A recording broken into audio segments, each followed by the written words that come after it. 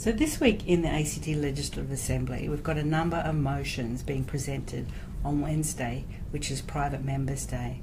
And one of them that I've put forward is about the use of community facility zone land for public housing. For me, this is absolutely a planning issue.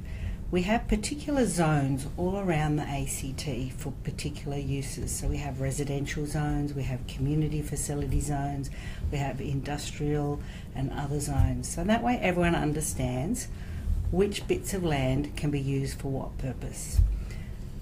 The ACT government moved through a bit of a dodgy amendment in late 2015, which enables them to use community facility zone land for social housing. I absolutely support public and social housing, community housing.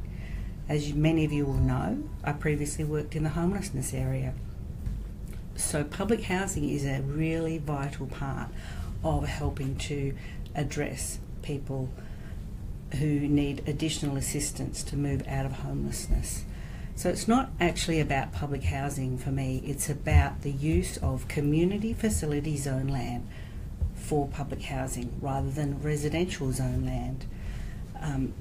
The government should be there to govern for everyone, and what's happening is they're taking away from some people in order to assist people who absolutely need assistance, but it should be that everyone in the community's needs are taken into account. So these are some of the issues that I'll be talking about on Wednesday.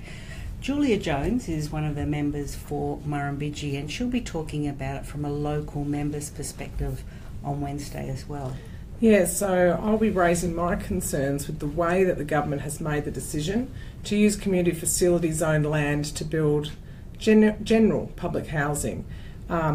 In Western Creek, Woden and New Molonglo, some of the kindest and best people I've ever met, who I'm lucky enough to represent.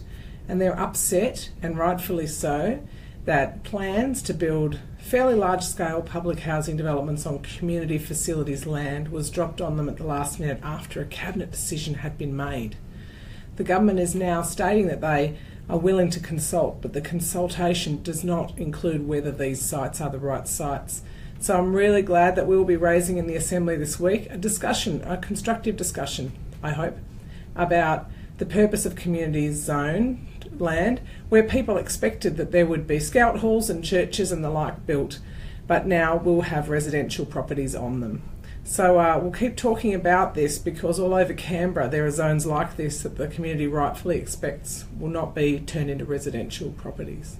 Also this week in the Assembly, I'll be raising some concerns that I have and lots of members of my community have about the bushfire abatement zone. So the bushfire abatement zone is an area that was set up to the west and around our city after the 2003 massive fires that brought lots of houses down and saw a few people die in the ACT.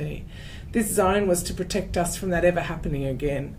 And I have some concerns, along with other members of the community, and firefighters also have concerns, that this zone is not really being managed properly, and that who fights fires in this zone if they come towards the ACT is ambiguous. So we're going to raise some of the concerns raised by those who did the inquiries into our bushfires in 2003, and we're going to give the government a chance to explain themselves.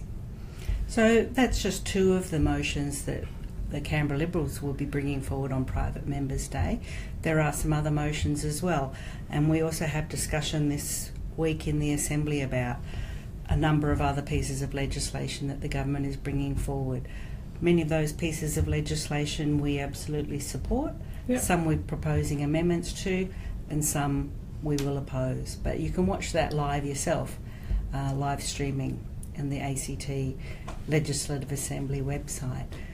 Question time is also another time where a lot of people like to listen and watch the proceedings in the Assembly. And we'll cover a whole host of topics during question time, where ministers get the chance to explain what's going on. So we hope you might tune in, but if you've got any questions about what we're talking about in the Assembly, please feel free to contact me or one of your local members. Thanks very much.